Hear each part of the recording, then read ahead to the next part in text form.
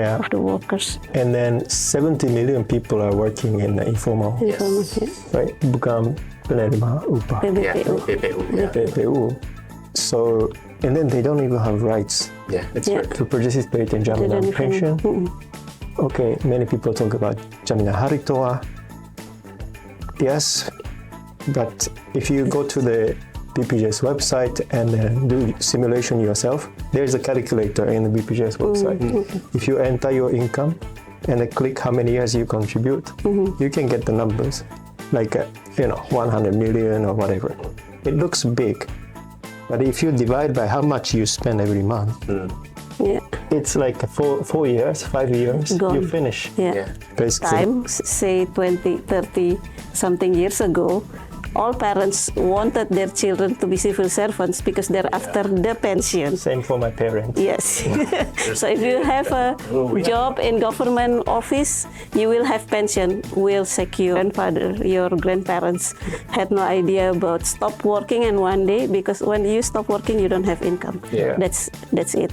That's the end of it. So our old age respondents still say that we will still work until we die.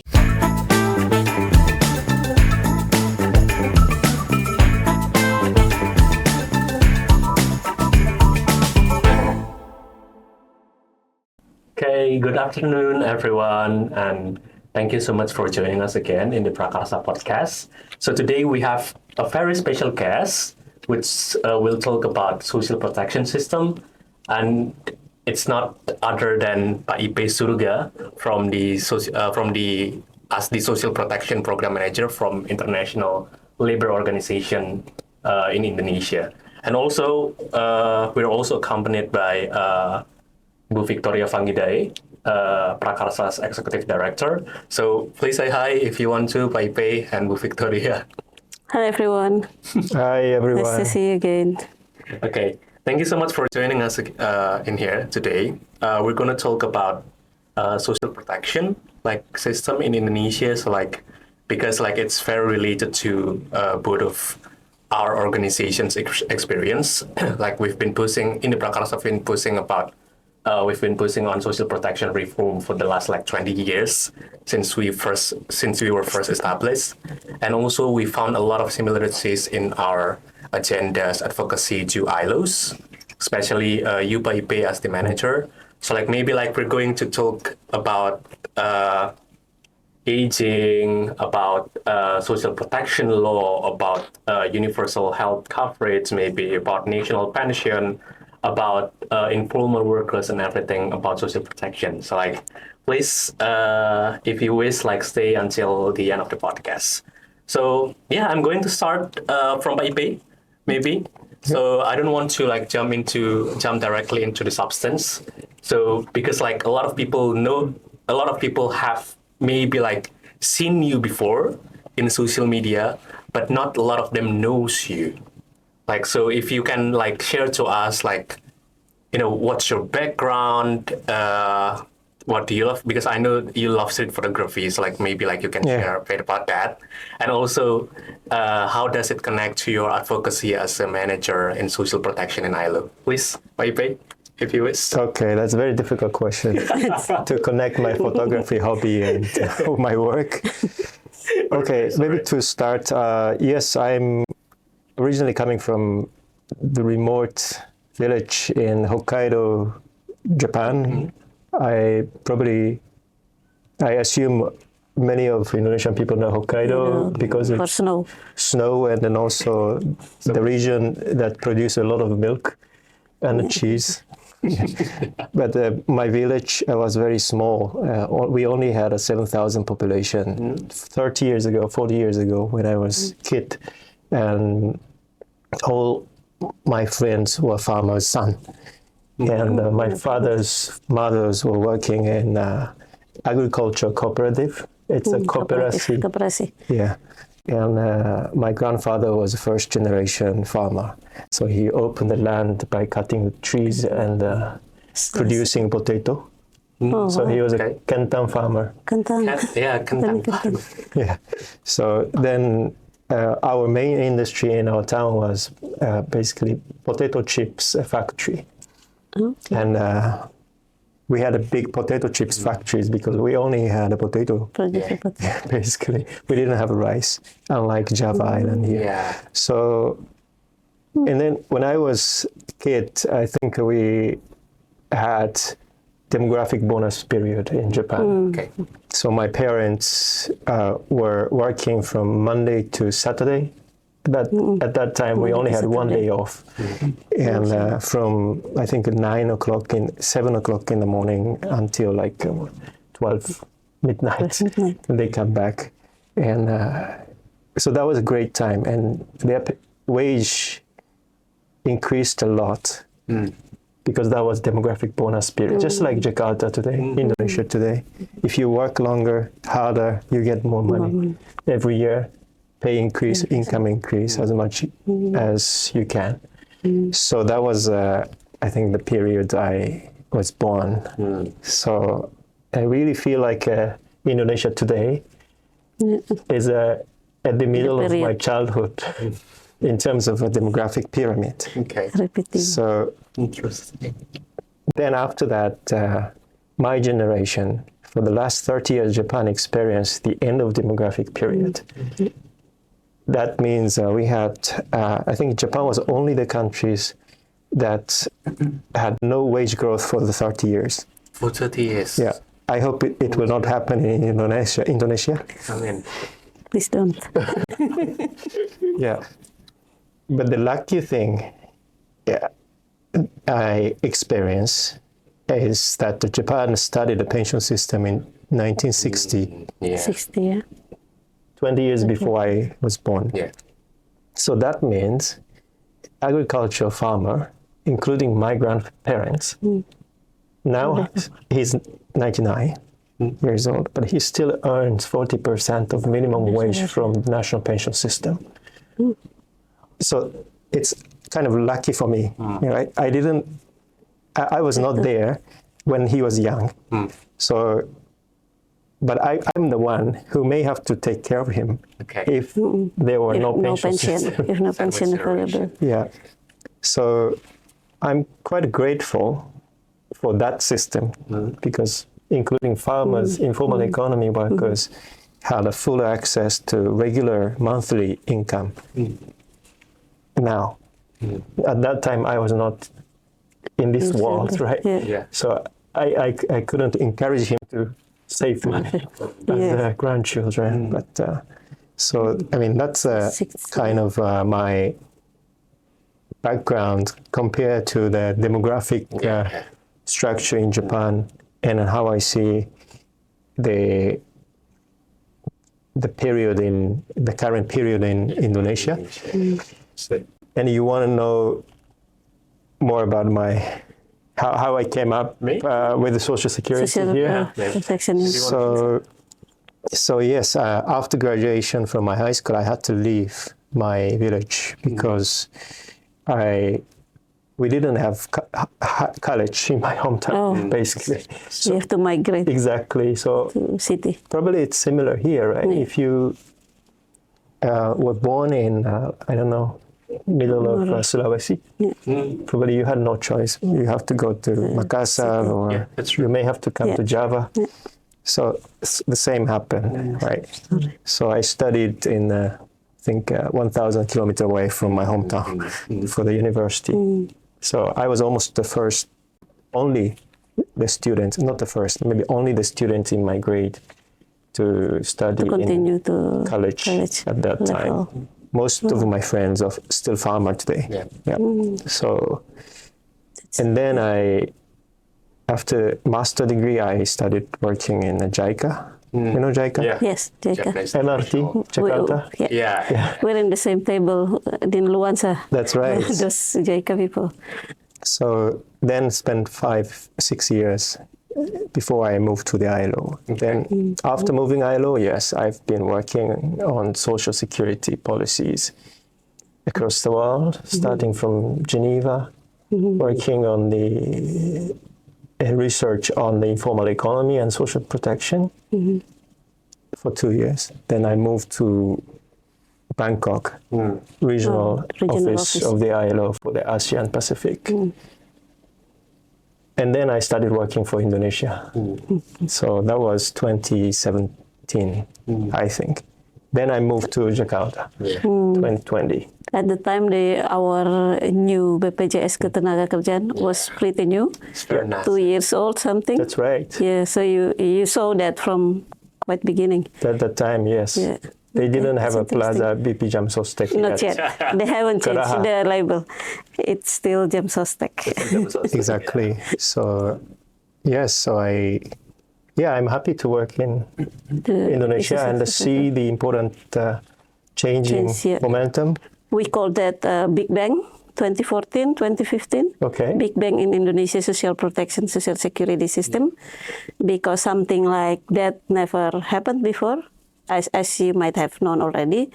Previously, before pre-2004, at least during the law, after the law was enacted, social assistance was all that there, but it's very segmented for the civil servants and armed forces, mainly police and army. Yeah, Asabri, Taspen Asabri, and that was copied actually from the Netherlands. Yeah, Netherlands. From the Is that Dutch true? system. Yeah, that system was also privileged for civil servant mainly. So because Indonesian administrative transferred from Dutch, so it's quite copy the civil servants privileges and stuff, salary system. That was Pretty much. 2015, right? So after, Big Bang. yeah. So before 2004, the concept that everybody could have social protection was not there. Yeah. So during since 2000, after Reformasi, then the idea that started with the amendment of our constitution actually mentioned that welfare for all, Pasal F, Yeah. which chapter in the constitution. I think We amended our constitution saying that like welfare is the rights of everyone, and that brought to the SJSN drafting of the SJSN law at the time, as was well as, of course, the decentralization context, because at the time, all regions have their own Jamkesda. Yeah. So that's the Big Bang is like re-centralizing the welfare system of Indonesia. Started 2004. Well, it's very interesting because, like, so you work here during the early times of BPJS, actually. And, like, maybe, Ketenagakerjaan, it was only there for like 3 years, so like I can only imagine how difficult it is to like navigate through all of that, especially you bring in the name of ILO. But yeah, well, we can leave it for a time being. And I found your point very interesting because you mentioned a bit about demographic bonus, which is what we experienced today. But like, not a lot of people talk about demographic bonus, but like not a lot of them talk about what happens after demographic bonus.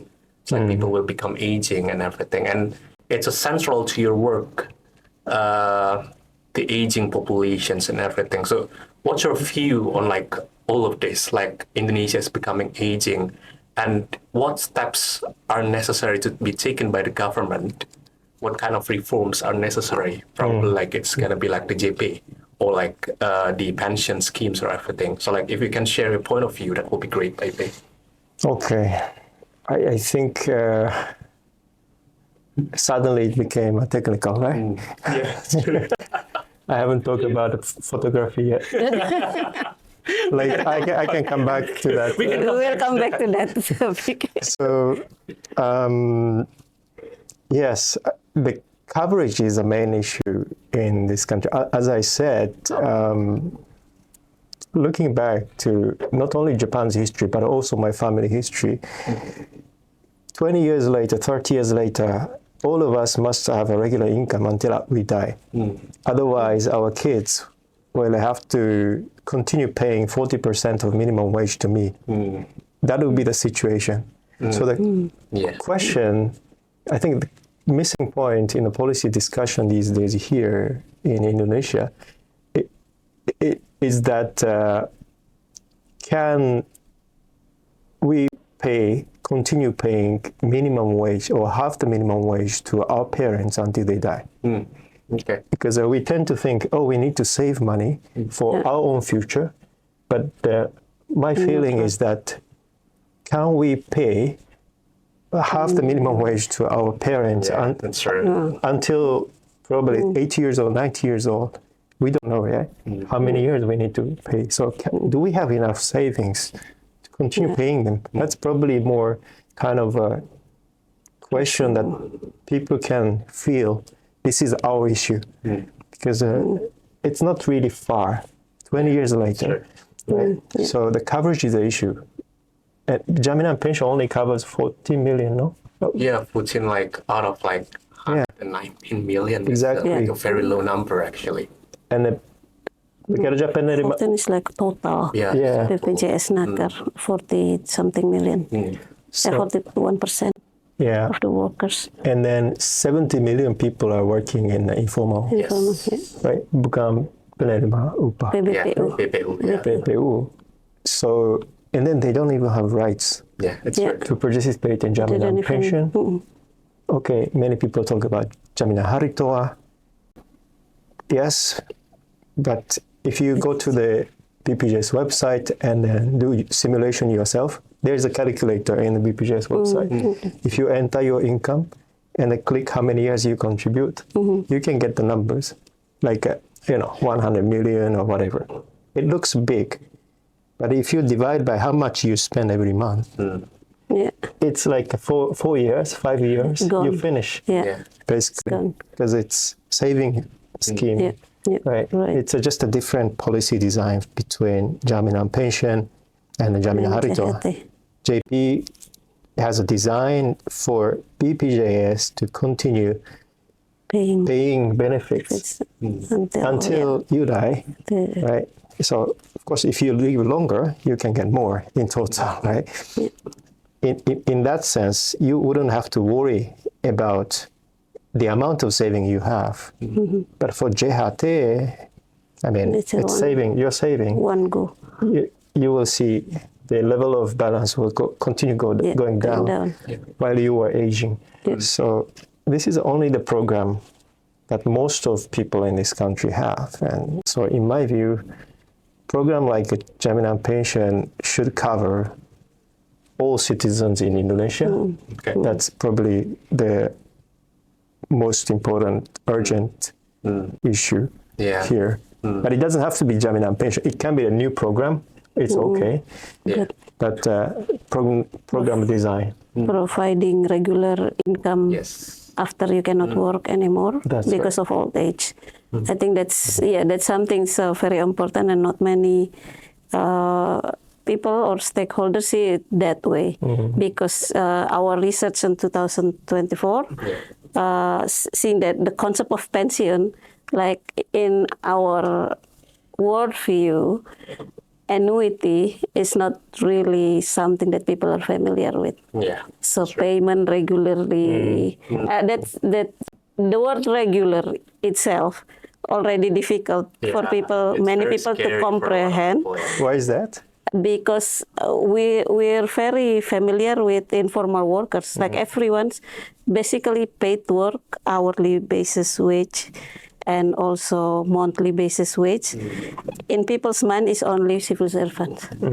So pension with regular payments also in people's mind are for civil servant. That's why people were after jobs as civil servant, because they were after pension. This is the what I would say something that's very important. People had in mind that security comes from pension. So in my time, say 20, 30 something years ago, all parents wanted their children to be civil servants because they're after the pension. Same for my parents. Yes. So if you have a job in government office, you will have pension, will secure.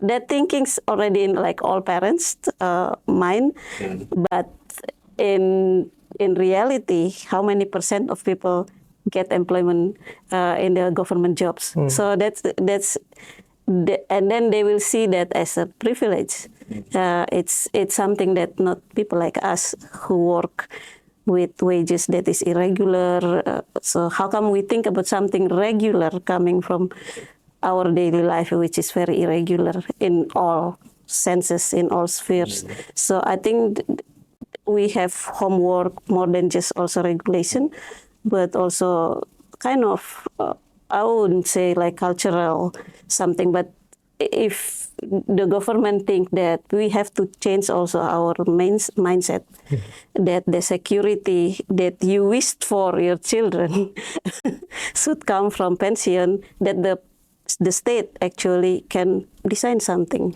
or provide something like that. So it's not just, even in our in our survey back then, our respondents had no idea that actually there's something called pension that pays regularly.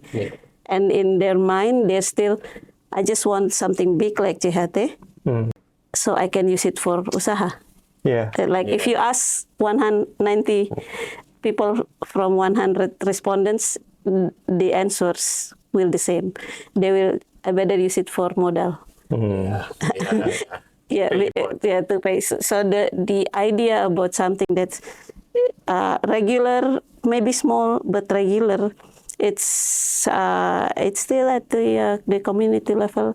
Also, you still need to raise that thinking of security in that sense, because it's kind of long-term thinking that if I retired, so the concept of retire, we found out from our research also not there.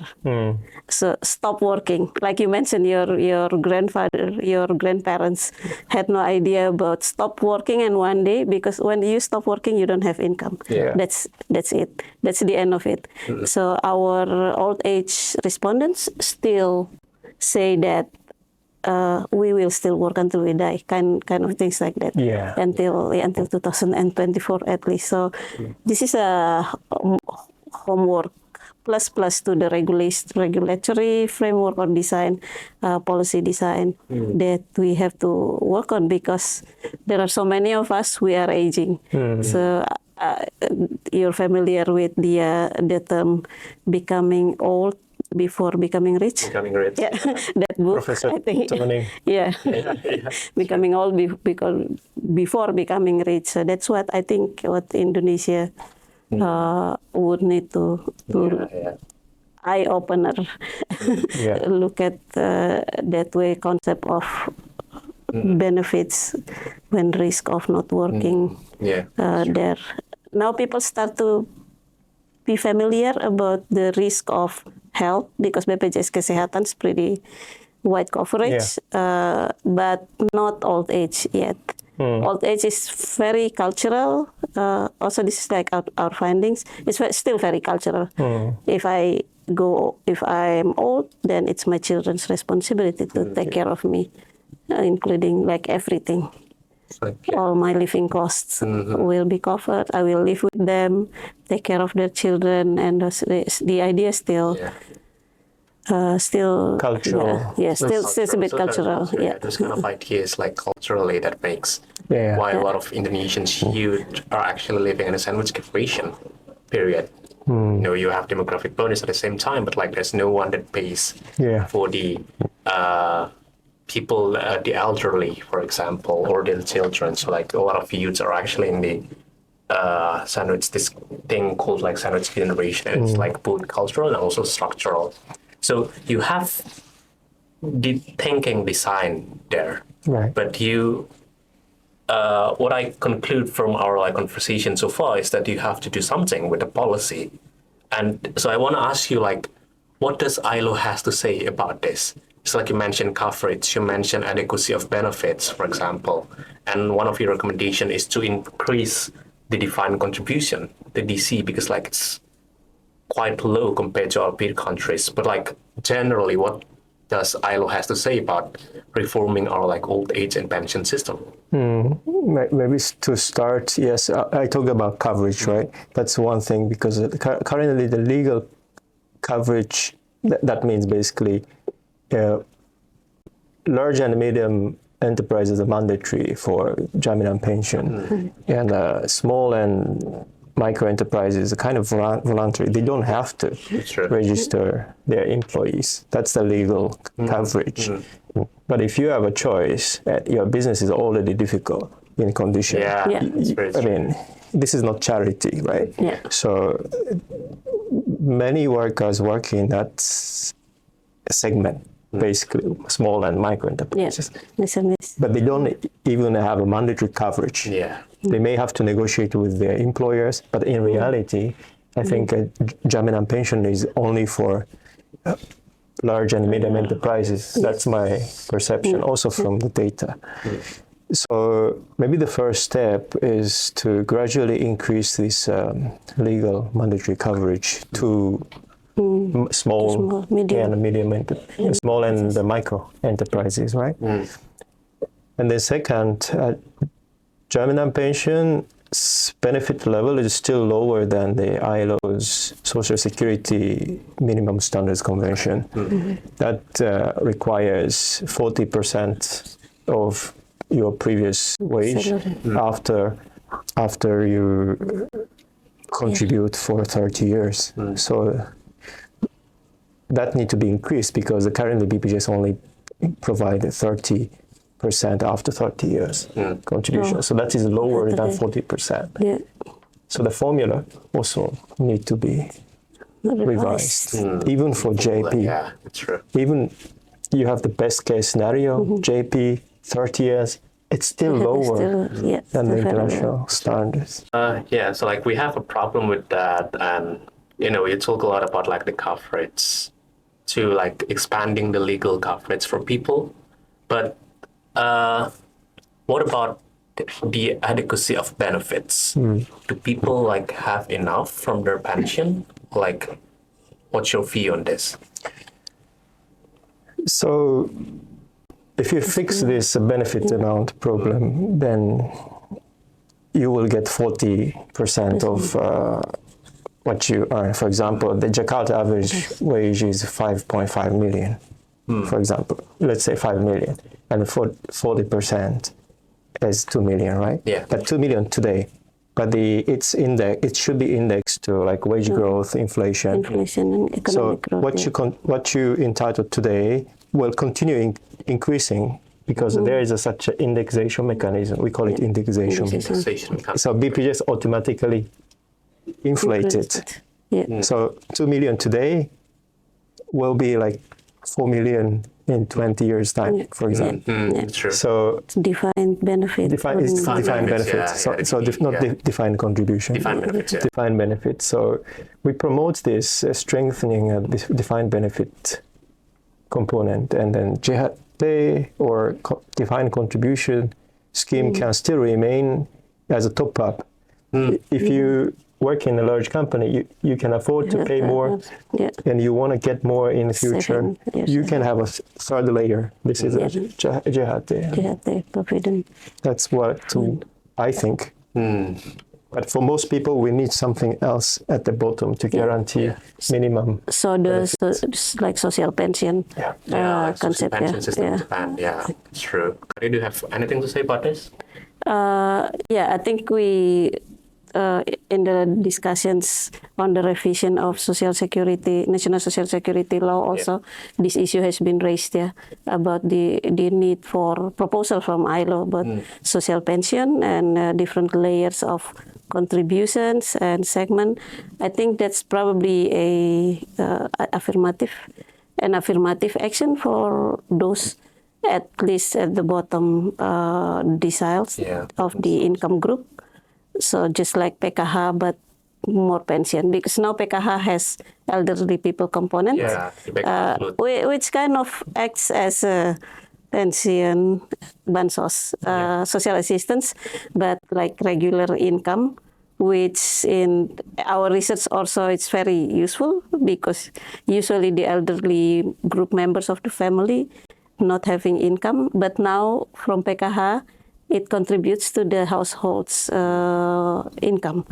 So something like this probably can be a beginning of try to socialize or introduce the idea of social pension instead of social assistance, which concept is It's social protection, but it's a little bit Only for different poor. and only for poor and also highly political. Yeah. So we, if possible, we introduce that as a rights, and it's not a charity from the government, but a kind of see it more a welfare, as like welfare state, which also supplies the welfare thing, not the charity. Maybe this is the last question for our current podcast, is that what should and what can we do to reform our current pension system amidst all of the problems that we talked earlier?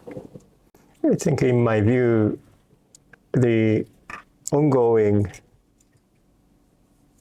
Social Security law revision must include universal pension for all people in Indonesia. The Prolegnas has a plan to adopt the revision of SJSN law by 2029. And PRAKARSA and the ILO are also invited to comment. DPD Committee 3 in June, if I remember correctly. So that is really important momentum, because if PPJS or the government would like to provide universal pension, regular income for all older citizens above 60 or 65 years old, they need a law. That scheme needs to be written in Social Security law. And I think this is the momentum for the legal change, and that can add such benefit. And we calculate the cost, and that's, for me, it's reasonable.